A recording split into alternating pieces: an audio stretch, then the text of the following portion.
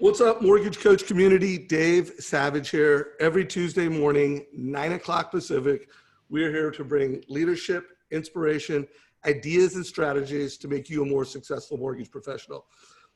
So today I have a very special guest, someone who's been very important in not just my business life, but my personal life. This man has helped me more than he even knows. I want to welcome Ron Huntington to the stage at Mortgage Coach. How you doing, Ron? Hey, good, Dave. Great to see you. Great to be with you again. Yeah, it's good to have you. So folks who are hearing Ron for the first time, this is the second time I have formally interviewed him in the Mortgage Coach community, but I've had just countless conversations with Ron. He started coaching me personally in 2005, right? Before the meltdown? Yeah, we've been friends for a long time, Dave. We've been friends, and guys, this is one of the most important mentors and coaches I've ever had in my life. Coming into the meltdown, he started helping me build out an executive team at Mortgage Coach, pre-meltdown, and how we scaled that. Clearly, 2008 came, and 2007, 2008, and the meltdown. And Ron's wisdom helped me navigate that so that we didn't kill Mortgage Coach. I mean, there were some stormy waters back in those days where the wrong decisions and in managing those decisions could have literally been the end of Mortgage Coach. And then coming out of that, got a BHAG, got a big vision, made some great decisions. And here we are many years later, Mortgage Coach is thriving. Ron also coached and consulted another business that I sold called Smart Reply. I still remember when we sold that business, Ron, you were at the celebration dinner. Thank you for that, brother. Yeah. Yeah. So guys, this is a very important leader to me, someone that I think we can all learn a lot from. I want to frame today's conversation around, I don't know where we're at in terms of coming out of COVID-19 crisis, but I know we're not at the very beginning. You know, the market is starting to open up. And so let's just say we're in the opening phase. And Ron will talk about, like, there's an opening phase and there's a thrive phase. And we don't know. We might go back and forth depending on what business you're in, depending on what market you're in. That thrive and grow will be different. But here's what everybody has in common. Everybody has in common that they need to plan, and they need to plan when they don't have they don't know exactly what's going to happen in your market. You need to plan. You need to make smart decisions. I do believe businesses will be defined during this time. Many times there's this type of chaos. There is just an opportunity, whether you're an individual loan officer, whether you're a branch manager, whether you're a regional leader, whether you're a head of production and CEO, decisions that are made, plans that are made today will impact the next decade of your career. Lastly, leadership.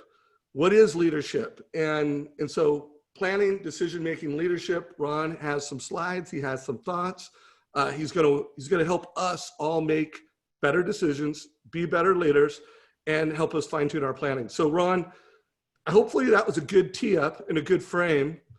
Why don't you tell a little bit about yourself, and then let's get into the conversation you want to have, brother. Yeah, Dave, I've been an entrepreneur, as you well know, for most of my life. I've been doing coaching and consulting with other companies as part of kind of my passion since 1991. I've got a company in Seattle. We're affiliated with two organizations, Metronome Growth Systems out of Whistler, BC. One of my great companies, great colleague and friend has formed that and is doing a great job with it. We're also part of Gravitas Impact Premium Coaches Worldwide. And we continue working with organizations that are looking for ways to grow and scale their businesses regardless of market conditions. And that's one of the things, as you and I know, Dave, we've been through some ups and downs in your businesses, and alive and well today to show for all of the things that the decisions we made along that path. So what I'd like to do, let me get my screen up here, Dave, if I can. You can. And one more thing before you show the slides, and maybe you built this into it, but when we were having our prep call early, you mentioned that you had recently gone through a special briefing from Jim Collins, the author of Good to Great. We're going to talk about that today. Oh, so you got that in the slides. I'm going to share it with the team, with your worldwide audience today. All right. We love it, man. So Mortgage Coach Community, one last thing before Ron rocks it out. And by the way, you are in presenter mode. Why don't you switch displays so we see the presentation? Okay. And guys, while Ron's doing that, I want to remind you, this is an interactive mastermind. So whether you're in Zoom, put your questions and comments, or whether you're in Facebook Live, put your questions and comments. We will get to those. And even if you're watching the recording of these, put your questions in, and I'll make sure they get answered. And so with that said, Ron, we see your screen, and let's rock. Great. So as Dave and I were talking, I'm Maverick. He's my goose today. He's going to be running the radar displays on the back seat and making sure we're moving forward. So one more thing, guys. Ron is a pilot, so get used to his pilot metaphors. Everything Air Force, everything flying, Ron loves. Yeah, so that may creep in once or twice here. But let's talk about the three phases. You referenced two. There are actually three. First phase we've been in for a while. We call it the respond phase. And then this is where literally we were all taken by surprise. We oftentimes didn't see this coming, but we had to respond very quickly to the respond phase. And we've been in that for quite some time. The second phase, and that's the one that most of us are in right now, which we call the recovery phase. And this will be a prolonged phase based on what's happening today and what appears to be happening in the near to intermediate term future. And this is where we are looking to regain significant control over our destinies and our future. The third phase, and this is what we really want to spend most of our time talking on, is it's a return to growth phase, which we refer to as thrive. And the idea here is, how do we take advantage and position ourselves going forward into the thrive phase, whenever that happens? And it'll happen at different times in different industries. So we'll need, and different geographic regions as well. But we're looking to do a couple of things to distance ourselves from our competition, to differentiate ourselves along the path, to gain market share in our operating areas or operating regions, and to make sure that at the same time we are building financial strength and we are delivering performance that is undeniably superior to those of our competition. So when we take a look at the chaos phase, let's just take a quick look back, since this really goes back to the first wave that we've been talking about, March and April, relatively, depending on where you are in the country. It is going to be persistent. There's no doubt about it. If you take a look and dispassionately look at the data, the science of where this is going. And I had an early warning from my friend Brad Giles, who's one of our coaches in Perth, Australia. He did a magnificent early warning system, and all of what he shared with us back in February is starting to show itself as being true in almost every respect. So the first wave is with us. It's not going to fade. News this morning, this is going to be with us for quite some time. The first wave is here. It's not going to go away. It's not going to take a vacation this summer. And I think it will be very persistent as we look to the future. So the other thing that's happening right now, and it's one of the brutal truths or brutal facts that we'll be talking about momentarily, is this thing has a stubborn streak in it. And I think even if you've had the illness, and I went in and had testing done, I think I came down with it in February, a mild case, but 3 months later, when I finally got an antibodies test, it came back negative. And part of the reason is, I think this thing doesn't have a prolonged immunity. So it's going to be around, and I think we have to take a look at some other things. It will probably be followed by a second wave. How intense, we don't know. And so the recovery phase, which is what we're in right now, is built on an adjustment that all of us are having to make. There is no real playbook that we can depend on for this over time, but we are having to learn on the job to adjust our lives and our businesses in an evolutionary new normal phase that we're looking at. And so the question we're asking is, what's your strategy and what's your execution plan to move through this recovery phase and to find your balance and your strength and momentum again as a business in this environment? So we need to see this. This is an adaptation period. The ways that we adapt, we have to stabilize ourselves and our businesses, our families. We need to be able to develop our own level of resiliency to be able to work against this period of significant knowns and unknowns that are emerging daily in our lives here. And so Dave? Ron, I want to insert something. Well, first of all, finish this sentence, and before you go off this slide, I want to insert something for the mortgage industry. Great. Let's talk about it. So we look at this recovery phase as a lot like playing the game Survivor. And it's really, how are we going to outwit, outplay, and outlast not only the virus, but our competition in the markets that we serve? Dave?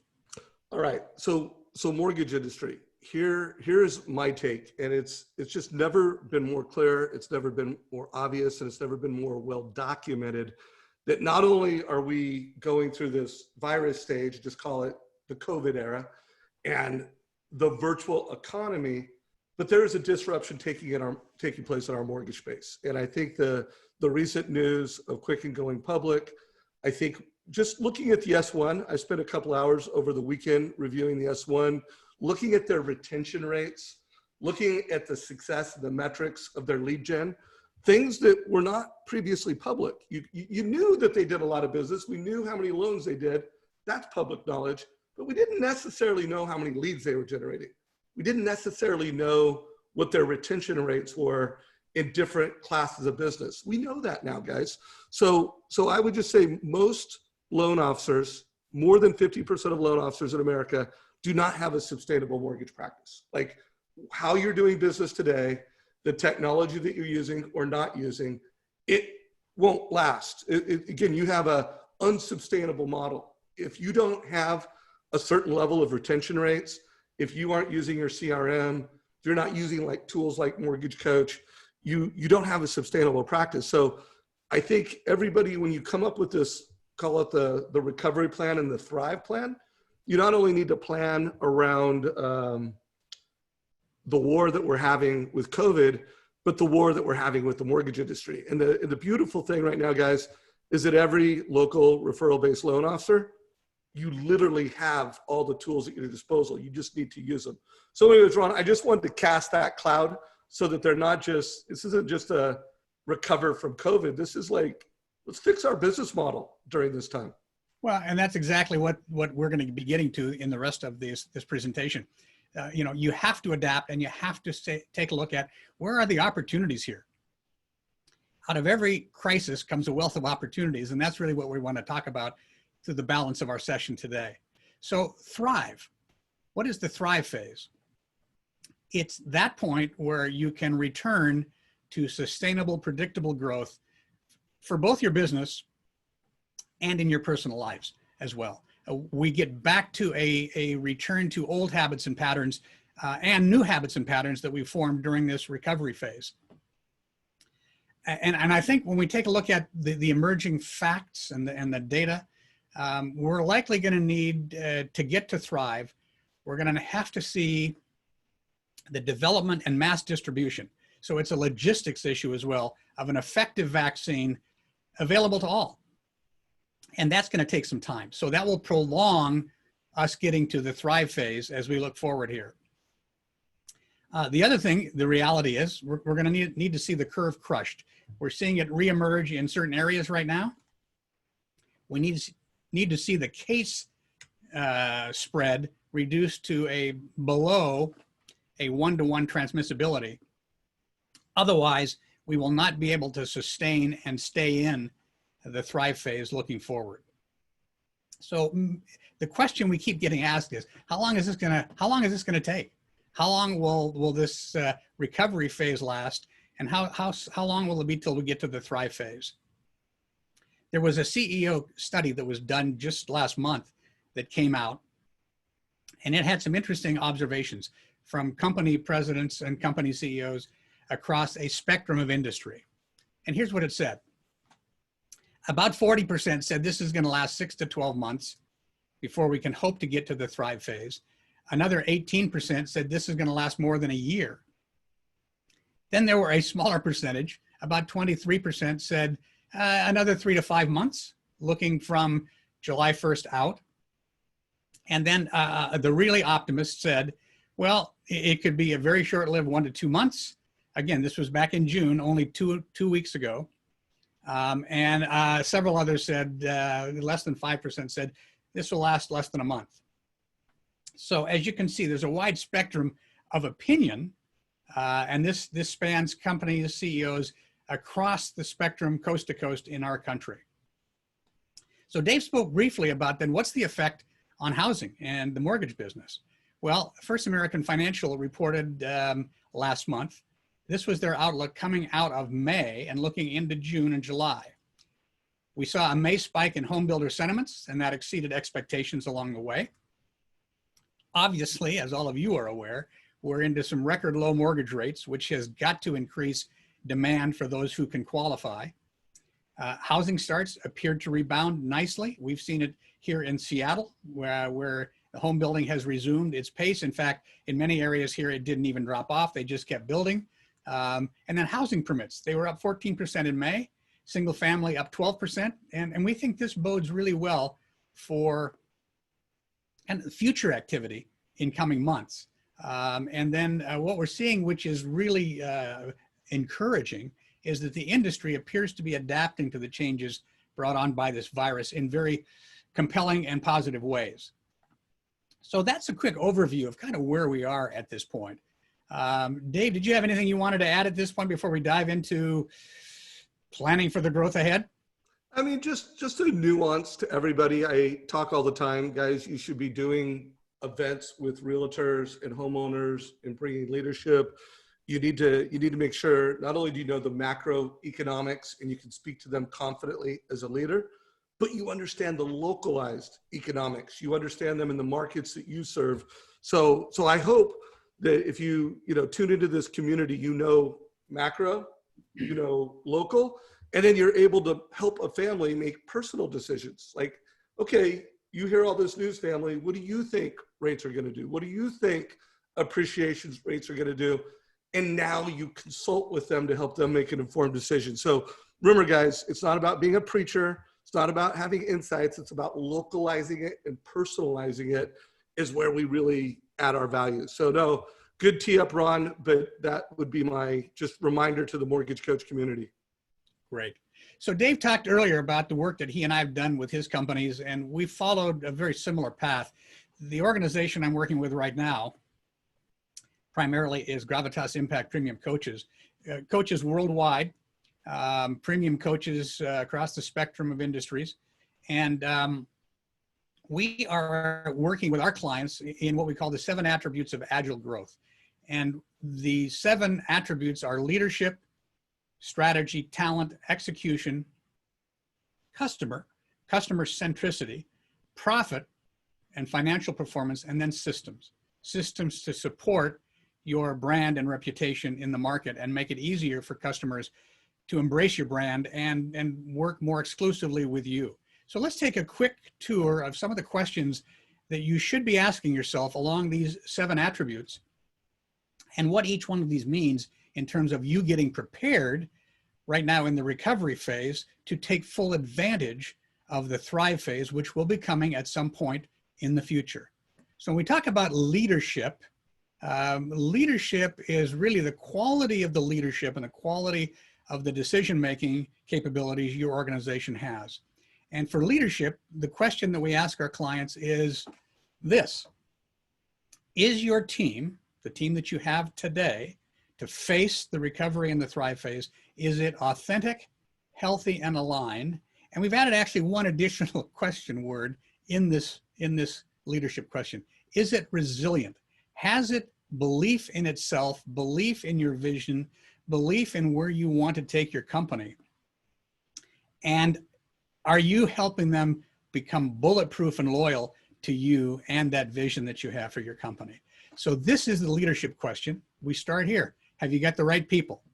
Secondly, we talk about strategy, and strategy is about how do you drive top-line revenue, profitable top-line revenue into your organization as we look ahead at the ups, the downs, and the variables in between. The strategy question is this: can you state your strategy in a single sentence? And so as I look to our business here, my strategy in a sentence is indispensable impact and influence in the lives of my clients. That's the strategy that drives everything we've been doing since March. And it's been actually at the forefront of our strategy for much longer than that. But in your businesses, can you state your strategy in a single sentence or not? And the question is one that you would ask yourself and have you and your team think through until you can actually communicate that together in a uniform way that everyone understands. Not only do you understand it, but when you share this with your clients or your customers, they get it and they see it embodied in the actions that you're taking. Then we come to talent.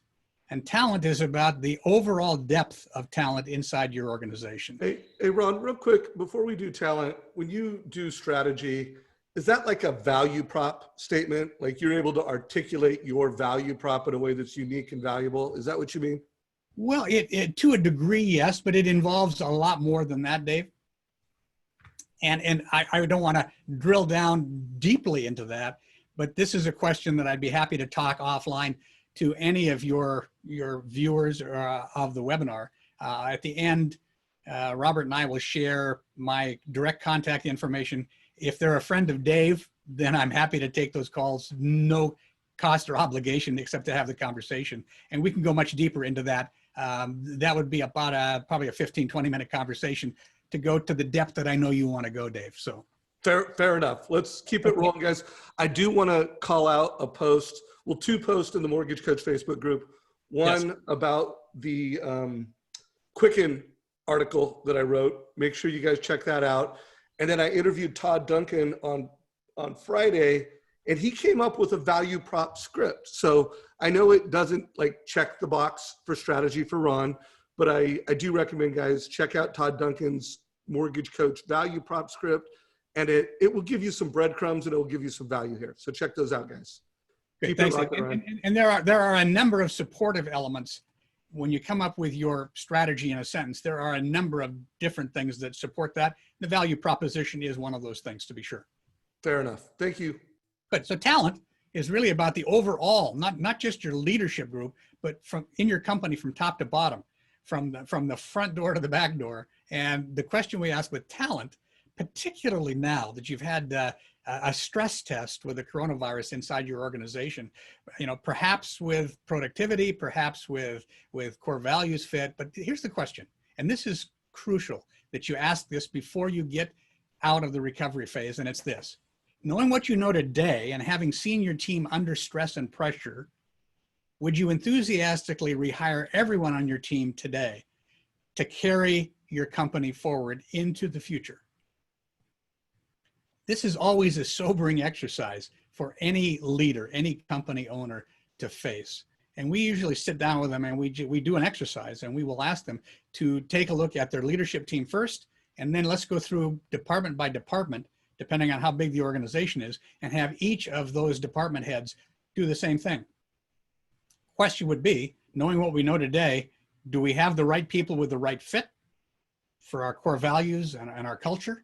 And do they have an enthusiastic level of performance that they bring to their role in the company?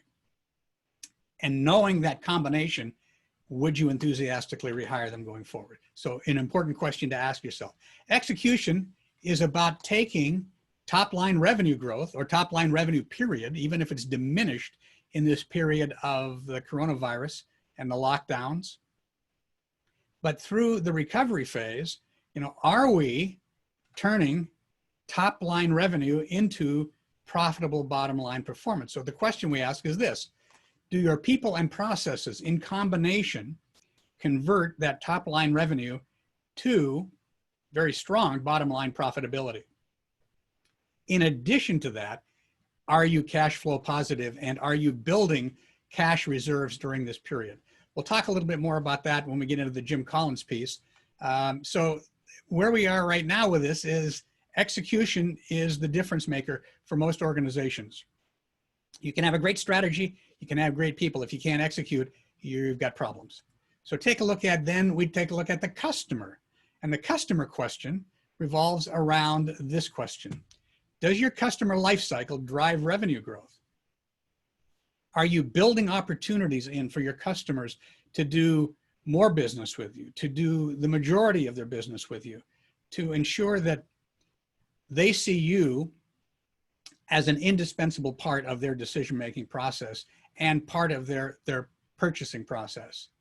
So are we building in that customer life cycle and optimizing the relationships that we have there?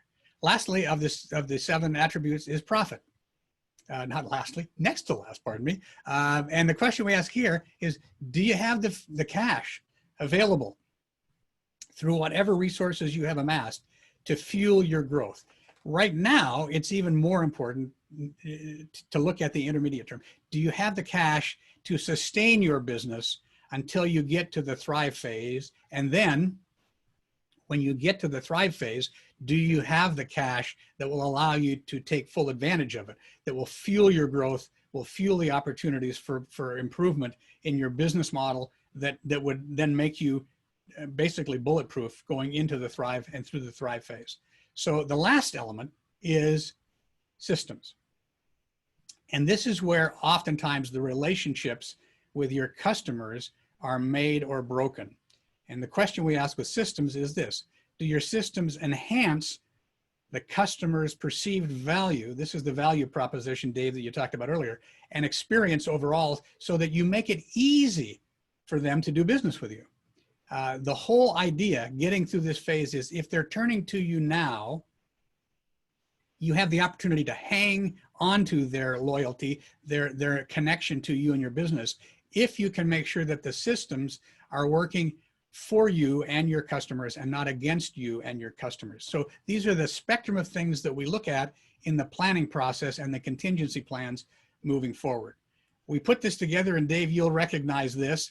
This is an important part looking forward of how do we organize ourselves. We have what we call the Agile Growth Roadmap, the one-page plan, and all of our thinking then gets transferred to this document, and it allows us to better prepare for the future in a series of 1, 3, and 5-year periods ahead. Again, the further out we look, the less certain things are in this environment. So we want to be able to say, this plan is not something we put in stone and then just put it on autopilot. It is something we work continuously. And as Dave, you and I know from our experiences with Mortgage Coach and Smart Reply, this demands monthly attention from you and your leadership team. Yeah, no doubt, guys. This one-page business plan that Ron helped me build collaboratively with my team, it's a habit that you taught me 15 years ago, and I still use today. I still advocate to other people to have a one-page business plan. And guys, I don't care if you're an individual loan officer and you don't have a team and you're not a company, you could have a one-page business plan. And the most important part of it is that you're visiting it monthly, evolving it, staying on top of it, and executing your plan. And I know for sure most loan officers aren't doing that. I mean, when I wrote that article on Quicken and I saw what their retention rates were for both purchase clients and refi clients, and I know what the retention rates are of most loan officers, I was just like, oh my gosh. I mean, there's just, they're not deploying systems. They're not deploying people. Like, there's a lot of big teams out there that you've got 1 or 2 team members, but you don't have anybody really helping you with retention. And so this business plan is just key. And Ron, I don't want to get ahead of it. Is this something that you do make available in your slides, or is there a way that, folks can see this better? It's a small, but I'd be happy at the end of our session, if anybody wants to contact me directly, I'll be happy to send you a fillable PDF of this document. Again, I'll send it to you, no obligation. And then if you want a little bit of help, because you're a friend of Dave and Mortgage Coach, I'm happy to take time and in this period that we're locked down still in the bunker here, happy to have conversations with any of your Mortgage Coach community that wishes to have a conversation to figure out how do we get started on this. And a lot of this you can drive yourself. Happy to work them through a coaching session, no charge, just to give them some guidance on that. So. Yeah, that was very kind of you, Ron. Thank you, guys. So we'll give you contact information in a little bit. By the way, guys, I accidentally put a link to schedule a 15-minute meeting with me. That didn't mean to put there, don't schedule a 15-minute meeting with me. I was trying to cut and paste the link to the article on Quicken that I published, which I did put in there. So that is at 9:15. I put a comment to a link to that article. Check it out. And we will give you a link to connect with Ron in a little bit and get things that he has going to make available to us. So cool. So tell us about Jim Collins. Good. So here's our friend Jim Collins. I've known Jim or been acquainted with Jim for about 17, 18 years now. I got an invitation about a month ago to join a worldwide presentation that he was making, specifically talking about, how do we apply the Jim Collins principles from good to great and how the mighty fall in terms of the COVID-19 crisis facing. And so we come back, we start this quick conversation with Jim Collins' quote. He says, "Greatness is not a function of circumstance. Greatness, it turns out, is largely a matter of conscious choice and discipline." Those are the two key concepts that we're going to be talking about here. Conscious choice and discipline to move through the recovery phase, to get to the thrive phase, and to be able to know that you are doing as solid a job as anybody in your industry at taking care of and minding your business in the interest of your customers and clients. So let's take a look at when we talked with Jim, I posed a question, and the question was this: in times of this COVID-19 crisis and the uncertainties ahead, what would the top 3 priorities be that you would recommend to clients or customers or the general public that run businesses in terms of what they should have top of mind? And he said, well, there are 3 things. First of all, people who are the indispensable members of your team that are essential to getting us through this crisis period successfully. Who can we not afford to lose? That's an important first question. The second element that he said is important to have top of mind and priorities is this: relationships. What are the indispensable key relationships we are going to need to nurture and preserve in order to get us to the thrive phase? Right now, there are a lot of people out there who look to you for your expertise, for your knowledge, for your experience. And then with these key individuals, what's the priority and impact on our march to thrive that they can have if we invite them in to help us?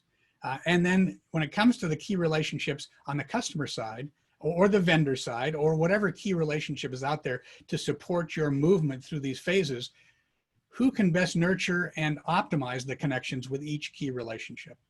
That's an important question to ask. The third element is this. Okay, what's our BHAG? What is the vision and the point of getting to thrive for the long term? Why is that vision and our BHAG worth struggling for in the long march we have ahead? This is not going to be easy. There will still be some very difficult twists and turns in the road to face. There's not necessarily a playbook, but the more you keep your eye on the long-term outcome that you want for your business, whether it's 3 years, 5 years, 10 years, 20 years out, what's our BHAG? Big, hairy, audacious goal. What's our vision?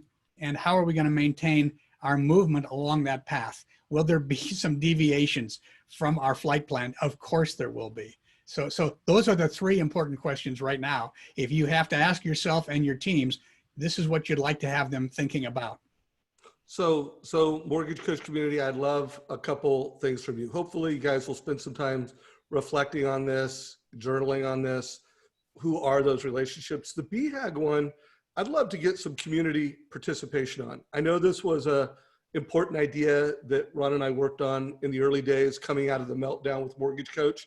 And I think we came up with a BHAG at Mortgage Coach that our goal was to help 2 million families a year make a confident mortgage decision. So rather than make our BHAG about how many members we have, again, we're a SaaS company, so we make money on members. So the intuitive thing would be, oh, we want to have X number of new members. But we picked, no, we want to pick the number of families that when they're getting into mortgage debt, they get a total cost analysis. And at the time of we picked 2 million, we had less than 50,000 families a year that were getting a total cost analysis. And our business had shrunk and shrunk and shrunk. And we didn't even have a technology that could measure it. Like we couldn't even measure whether a family looked at a total cost analysis. So guys, I can tell you, we went over 1 million families served last year, and we are trending 2 million families will get a TCA in 2020. And I only tell that story because that gave so much passion, so much drive. People always ask about, like, why do you do so many interviews? You know, you seem so pumped. Well, because I have a big BHAG. You know, I want to make change for people and how they get into debt in America. So I don't care whether you're watching this and you're a CEO, whether you're a head of production. If you're an individual loan officer, you can have a BHAG. How many families do you want to help achieve the American dream of homeownership? And I also want to push everybody in our community to go beyond the transaction here. To compete with Quicken, you can't think I'm going to deliver a fast, low-cost mortgage, and that's going to be my value prop. Quicken's going to crush that. And so is Zillow Mortgage, someday Amazon Mortgage. You know, they're a fast and affordable mortgage is table stakes. You need to think the ripple effect of your advice. You need to think like, hey, how many families did I help last month? And how much money did I save them? Start measuring things like how much money you save people, how much value. So here's my last thought. If you have a BHAG that you're proud of and that you're well thought of, whether it's during this call, whether it's 2 weeks from now, share that in the Mortgage Coach Facebook group. I would love to see some BHAGs from people in the Mortgage Coach community. Put those in comments in our Facebook group. Thanks, guys. Ron? I'm going to go through, Jim Collins gave us the 10 questions that we should be asking ourselves in these times. I'm going to go through these fairly quickly because I want you to know you can access this PowerPoint presentation and this presentation again through the Mortgage Coach community. But originally, the first question he said that you must ask is, do we have 90% of our seats or more on the bus filled with the right people right now? So it comes back to, do you have the best team around you that you can possibly have right now? If you have good people, if you have great people, you need to take care of them and you need to let them know that you have their back. And loyalty, as we know in life, is a two-way street, and two-way loyalty counts. So the first question is, do I have the right people today? And do I have 90% or more of them that I would absolutely, go to battle with any day of the week? Second question is most companies are oppressively mediocre. And he says, how do you decisively differentiate yourself in today's market? And that speaks, Dave, to the thing that you just referenced. How do you go up against the big dogs that can outmaneuver you in terms of price in a commoditized world? How do you differentiate yourself? And that's one of the things that we drill down on in our planning process, is to say, where are the white spaces in the market that we can move to and differentiate ourselves decisively so that our customers see it, feel it, taste it, get it, okay? Thirdly is, are you taking advantage of this golden opportunity? And now is a great time to uplift your staffing quality. We have a way of saying, you want to assess right now all of your talent for fit and long-term impact. You don't want anybody who is not a great fit and can provide lasting impact inside your company.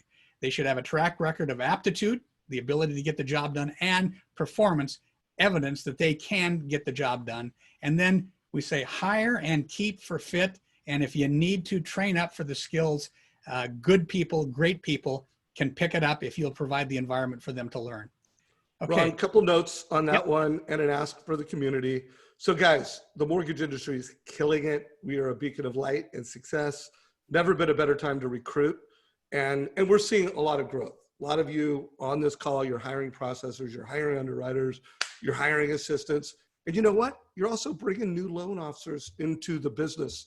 So that's another thing. I want to make sure you guys know I recorded an interview with a new loan officer that's been doing this less than 6 months, who's closing 20 loans this month. I mean, that's more success than most loan officers I've ever had. So one, check out that interview. I'll put a link down below. And then two, it's almost a call to arms for us to use this current crisis as an opportunity to bring new blood into the mortgage space. So if you are killing it and you think you have process, you have systems, you've got a strategy for how you're bringing new people into the business, I'm looking for people to interview. I'm looking for success stories because I think this is a massive opportunity for the mortgage industry. Next one, Ron. Good. So the fourth question is this: what are the brutal facts, and how can we best live both sides of what we've referred to as the Stockdale paradox in pragmatic balance?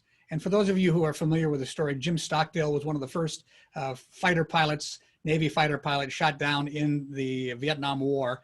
He spent 7 years, was brutally tortured, and was also one of the last ones, I think, to get out, if I'm not missing a detail here. But he survived 7 years while many others simply did not. And so Jim Collins tells the story of Admiral Stockdale and some of the lessons from his experience.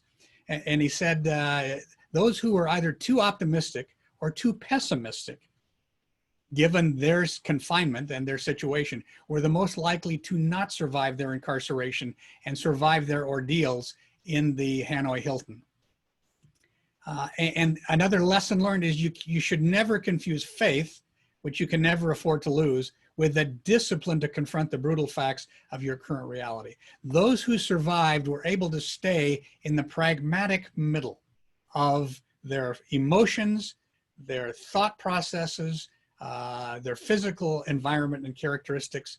And so we must find this balance in this period of COVID-19 to be able to work through the recovery phase and get ourselves released from this prison that we all find ourselves in, and to get back to a really productive, thriving life in the new world that's going to exist post COVID-19.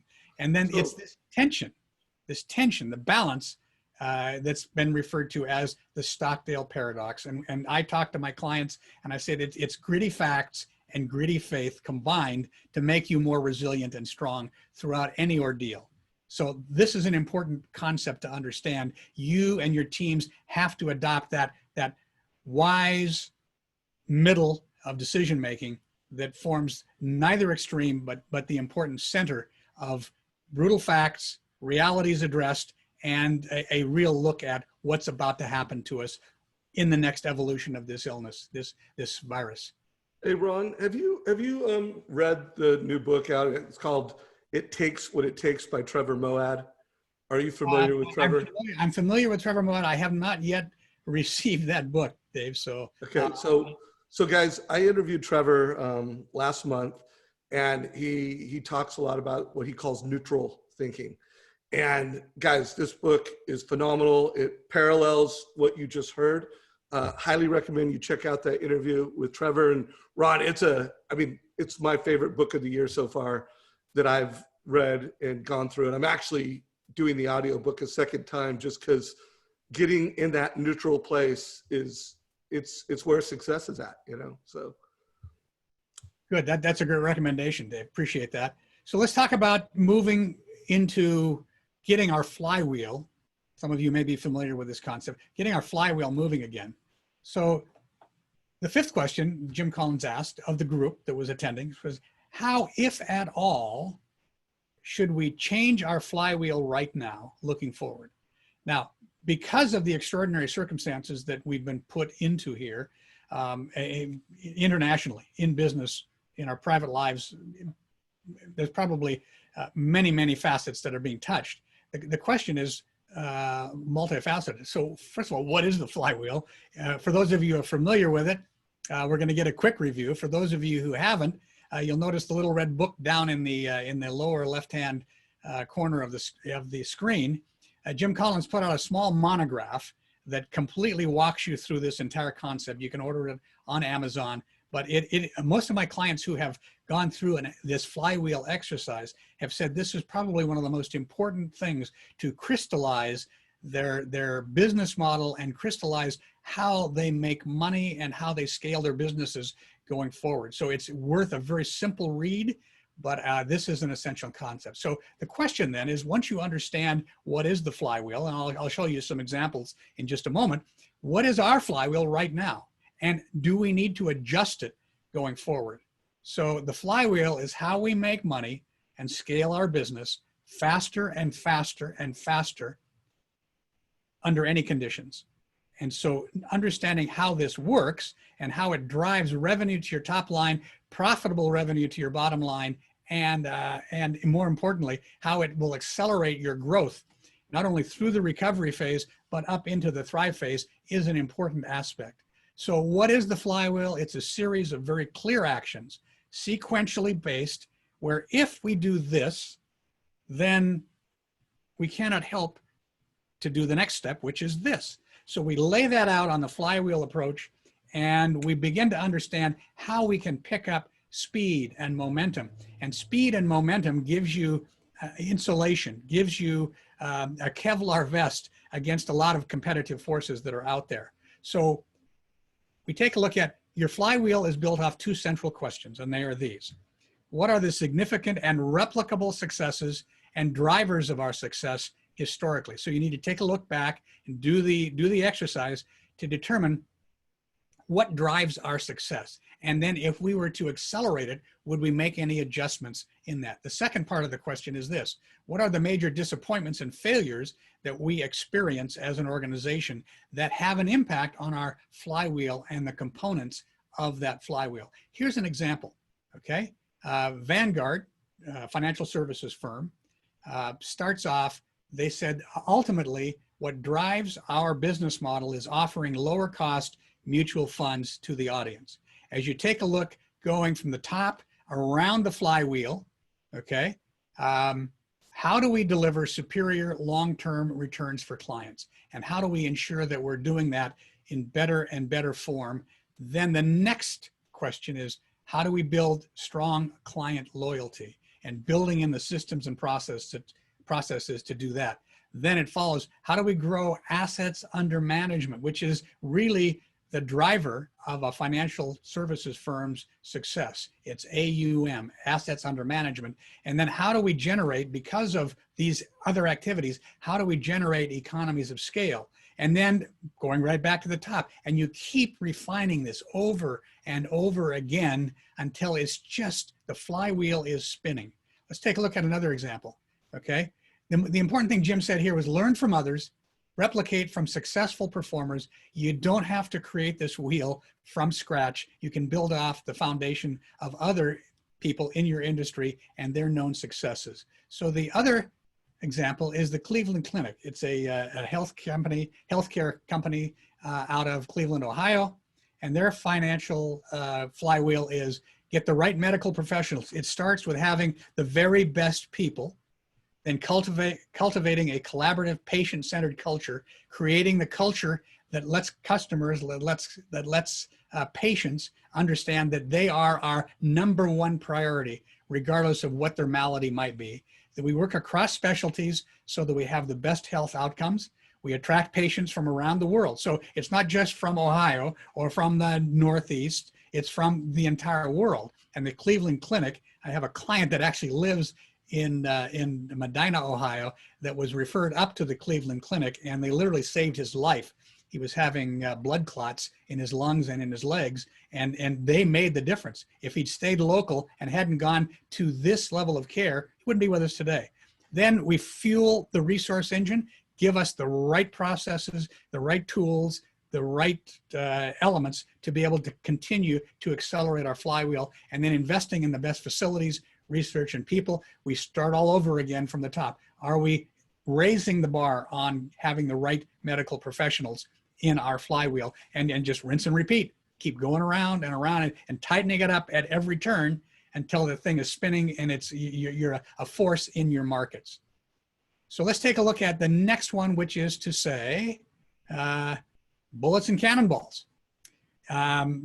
This is a great time for experimentation, but it's probably not a time to go all in without any reservations unless you have done the ranging of bullets and cannonballs in concept.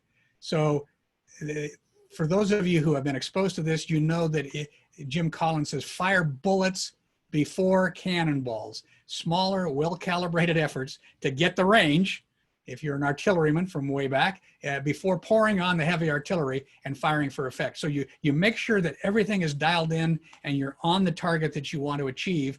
And that's how this process is designed to work. It helps you conserve resources at the outset. It helps you take calculated risks, smaller steps, get the efforts, get the moves down along the way. And then while you're learning, you're making sure that when you finally say, okay, it's time to go all in, you can then unleash the full power of your offering and your efforts, your service offering, your team's efforts to achieve the desired outcomes. So right now, there's a lot of people who feel the impulse to do something big and perhaps brash. The idea here is take a breath, make sure you've got a good strategic plan in hand, you've got the right people to execute it, and then fire a few bullets to know that you're on the target, get the range.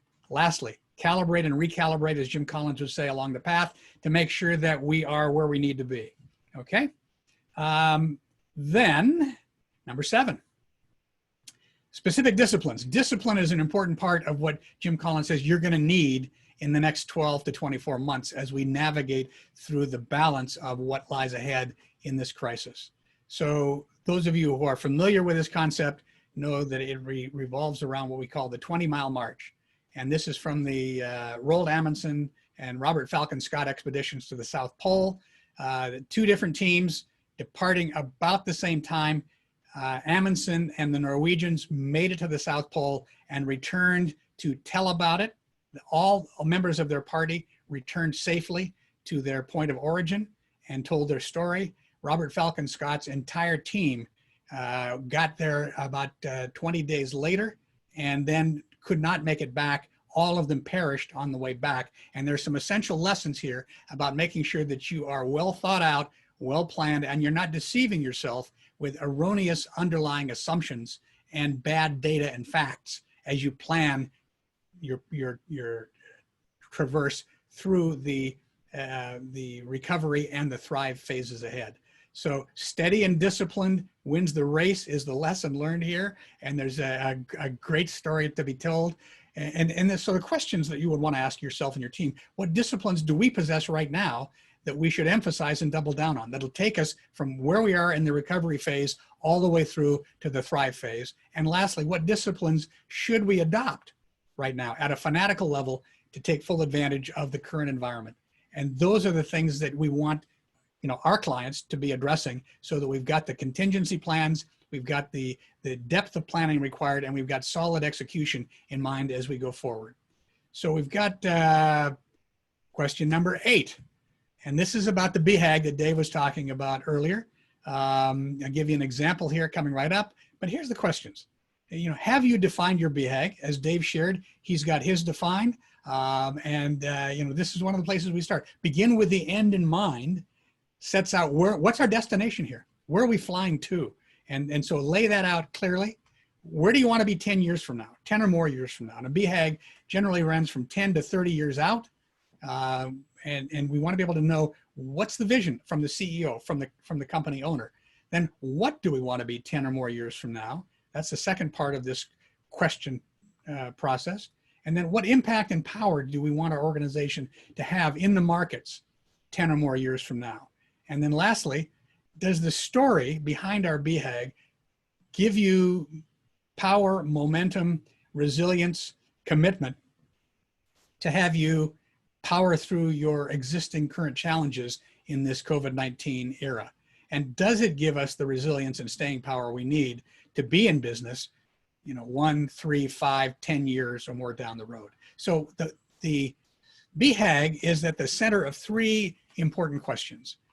And this is a process and an exercise we take you through, or that you can take yourself through. It's, first of all, what are you deeply passionate about? And this is wrapped up in your core values, your purpose, the culture of your organization. What do you care about? And what do you care deeply about and passionately about?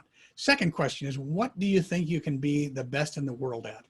Where can you outpower the big names in the mortgage business? And how can you outperform them in the areas that you can then differentiate yourself on a world-class level? And lastly, understanding what drives our economic engine. How do we take a dollar of revenue and turn it into superior profitability and cash flow? And what are the dynamics that literally determine whether we succeed or fail on an economic level? At the center of this, then emerges, in the exercise, emerges your BHAG. Question 9, Jim talks about oxygen canisters. So what are the oxygen canisters we must protect and conserve so we can make the summit and return to base camp triumphant after this virus passes? So he talks about exercising prudent, productive paranoia now. And I call it, it's important that, prudent paranoia is a priceless virtue. So develop the ability to have that in hand. Secondly, ask the what if questions. Ask them now, because time is wasting. There's not a minute to lose in this chase to succeed in the recovery and emerge into the thrive phase. And this will give you increased options. It'll also help you better manage the balance between risk and reward. And then, as Jim Collins stated, he said, it's what you do before the storm comes that determines your fate when the storm actually arrives. And there will always be storms. This isn't the last of them. There'll be others. And are you building a plan that'll get you through? And lastly, 2 elements of oxygen canisters. He says the hard oxygen canisters are your cash, your capital, and your resources. The soft oxygen canisters are the relationships. Who needs you? Who has a vested interest in ensuring that you thrive after this challenge phase? Lastly, we're getting right up to the top of the hour here. How can you help? How can you help someone else? How can you be of impactful service to others? First thing you do is look around. Opportunities abound. Look for opportunities to serve others. Okay? Opportunities are abundant. Open your heart and start with one. If you do this and start multiplying this effect through your team, you'll be better off and you'll be better ready to enter the thrive phase in optimum fashion. So that's the overview. Questions preparing to thrive. Dave, I'll turn it over to you. You may have some there. So guys, if you have questions, bring them in. I do have a few. Ron, how can people reach out to you? If they did want to reach out, have a session with you, what's a link? What's the best way for them to connect? Dave, I stopped one slide short. Give me 1 second to get this back up. No problem. So guys, we will put this in the link down below, whether you're watching this in Zoom, whether you're watching this on YouTube, you're watching the recording, we will put Ron's contact information, his email address, and any links he provides, as well as a link to his slides. A few of you have asked if this is recorded. Absolutely recorded. You should go back and think of this as just a class. Like, don't just spend an hour consuming the content, spend an hour and then spend an hour taking notes and auditing what you're doing. And I do recommend you guys reach out to Ron. He's an incredible coach. He specializes in helping fast growth, high performance teams work as a team, make good decisions, plan well, execute well, and of course, develops leadership with all the executives at the same time. So Ron, with the last minute we have, anything you want to say on just how they can contact you before I ask one quick closing question? Yes, there it is right there. You're not sharing your slides. Hold on. Let me get it. Here it comes. Boom. There it is. Ron.Huntington, guys. So links down below. Take a quick snapshot of that. And cool. So Ron, thank you, brother. Stop sharing real quick and let's just close out with my last question. Yes, sir. My last question is, what's the biggest mistakes you see managers and leaders making right now? What I see is, again, a failure to take this crisis seriously, both as a threat and an opportunity. And I think the sitting down with the team and taking the time to think through and plan through, what are our next moves? How do we want to come out of this? What do we want to look like when we get to the thrive phase? And what's our plan? And do we have the right people to execute? Those are the things that an organization, and from a CEO standpoint, the executive team needs to look at first. Great, guys. So in closing thoughts, a lot of you on this are loan officers, and I have been talking a lot. How do we make your business Amazon proof? And one of the things that's never been more clear is if you're a mortgage professional and you had 1,000 families that trusted you and liked you and thought of you top of mind, guys, that's 100 loans a year. That's more loans than most loan officers close. And if you're ambitious and you want to close 200, 300 loans a year, well, then just double it, triple it. It's 2,000, it's 3,000. So if you want to have a snowball mortgage practice, make sure you're planning around how you're going to get there. And for all you managers on this call and leaders, you've got to serve your team. And hopefully you got value from the hour we spent with Ron. You know, this was worth thousands of dollars in consulting fees. Ron is not an inexpensive coach, and we just got some gold from this man. And if you did like it and you got value, give us a like, whether you're watching this on Facebook or YouTube. If you have questions, put them in comments. Please reach out to Ron. Hopefully you get a lot of value. And Ron, appreciate you, brother. Thank you for the time to prepare and the time to deliver the value you just delivered to the community. I'm grateful. Dave, always a pleasure working with you and your team. And again, if anybody wants to talk directly, happy to take the calls, and you know I get right back to you. All right. Take care, everybody. This call is a wrap. Have a great day, Ron. Thanks, Take Dave. care.